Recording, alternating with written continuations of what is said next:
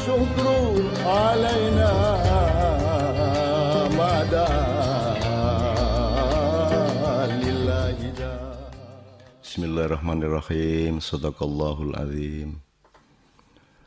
Kenapa tempo hari saya bilang bahwa yang agak mudah ditentukan dholalah atau sesat dan hasanah atau baiknya itu ada di wilayah muamalah. Jadi wilayah inisiatif manusia mendekat ke Allah dengan berbagai macam cara. Ada yang lewat kesenian, ada yang lewat kerja keras, ada yang lewat wiritan dan segala macam. Yang justru sukar ditentukan mana dholalah, mana hasanahnya adalah ibadah mahdhah. Kenapa saya bilang begitu? Karena kalau mau ekstrim aja deh. Bagaimana Anda percaya sama orang, saya seorang muslim? Apa karena Anda lihat saya Jumatan? Anda lihat saya puasa Ramadan? Anda lihat saya sholat duhur pada suatu siang di masjid pasar?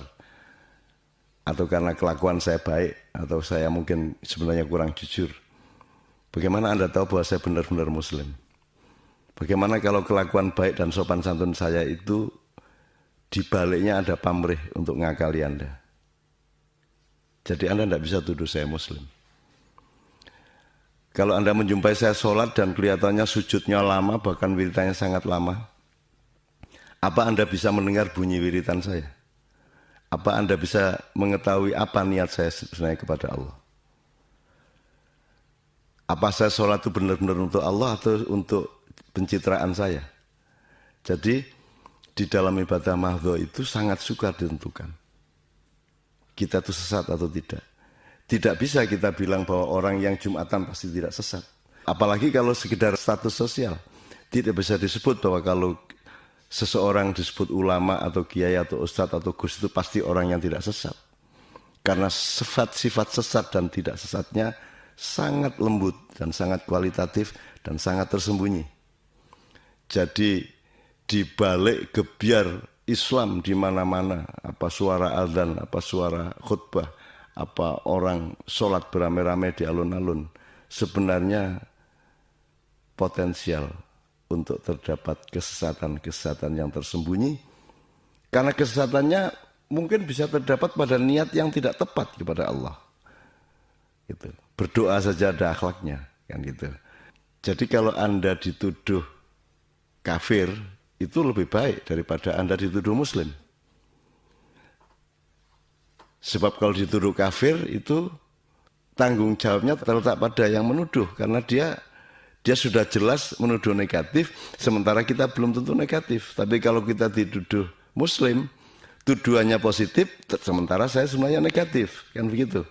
Jadi saya kira kita harus kembali kepada cara berpikir bahwa kemusliman, kekafiran, kemusyrikan itu bukan sesuatu yang statis. Dia adalah sesuatu yang dinamis. Orang yang sudah benar-benar berperilaku islami, dia juga bisa terpeleset pada suatu hari untuk melakukan sesuatu yang tidak digaris Islam. Itu bisa karena niat jahat, itu bisa karena kebodohan, itu bisa karena wacana yang salah, itu bisa karena ketaatannya tidak kepada Allah. Dia tidak punya hubungan otentik dengan Allah dan Rasulullah. Dia hanya punya hubungan KW2, KW3, KW4. Dia hanya taat kepada ustadznya, taat kepada kiainya, taat kepada ulamanya. Dan ulamanya sebenarnya tidak bisa dijamin 100% dia bisa dianut. Karena keulamaan seseorang di samping output sosialnya sesungguhnya terletak juga pada proporsi niat di dalam hatinya yang merupakan sesuatu yang sangat rahasia dan tersembunyi. Oleh karena itu, sama sekali tidak bisa dijamin bahwa kalau saya bisa baca Al-Quran, bisa melakukan seperti orang qiraah dikit-dikit atau tartil, maka terus Anda menyimpulkan saya seorang muslim. Yang benar-benar mengetahui saya muslim atau bukan, kafir atau bukan adalah Shadaqallahul azim. Kan begitu. Jadi bapak-bapak, ibu-ibu dan saudara-saudara semua, sebaiknya kita membekali diri kita satu sama lain dengan satu itikat baik. Untuk memohon agar semuanya dibimbing oleh Allah. Yang benar ditingkatkan kebenarannya oleh Allah serta kebaikannya. Yang masih sesat diselamatkan dan dibimbing Allah untuk keluar dari kesesatannya. Demikianlah saya berdoa untuk semua manusia, demikianlah juga saya berdoa. Saya mohon Anda semua berdoa untuk saya. Karena kita semua hanya memiliki kebenaran yang tidak bisa dijamin. Yang bisa dijamin adalah pengetahuan Allah. Yang tidak hanya alim, tapi hakim. Sebagaimana tempo hari telah saya kemukakan. Mudah-mudahan ini membuat persaudaraan Anda, saya, dan semuanya menjadi semakin kental di dalam kasih sayang Allah dan kedermawanan Rasulullah Sallallahu Alaihi Wasallam di dalam memintakan ampun kita kepada Allah melalui syafaatnya. Amin ya rabbal alamin. Assalamualaikum warahmatullahi wabarakatuh.